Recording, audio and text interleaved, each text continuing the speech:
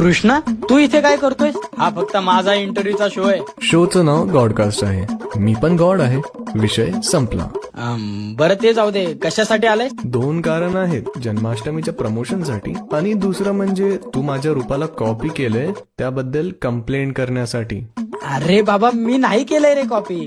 भक्तांच्या डिमांडमुळे वेगवेगळ्या रूप घ्यावी लागतात मला.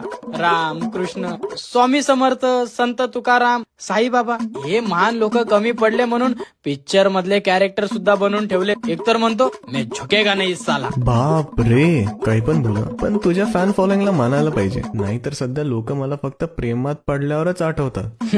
तुझं तरी चांगलंय. मला लोक जॉब गेल्यावर, डिप्रेशन आल्यावर, मार्क कमी पडल्यावर अशा खतरनाक सिच्युएशन मध्ये आठवतात. खूपच जास्त अपेक्षा आहेत बाबा लोकांच्या आपल्याकडं. ते जाऊ दे, मगाचपासून बघतोय बासरी घेऊन बसलायस, पण तुला वाजवता तरी येते का? नाही रे नाही, या बाबतीत तुझा हात कोणीच धरू शकणार नाही. जाऊ दे, आता तू आलाच आहेस तर शिकव मलाही. मोदक खाणं एवढं सोपं नाही ते.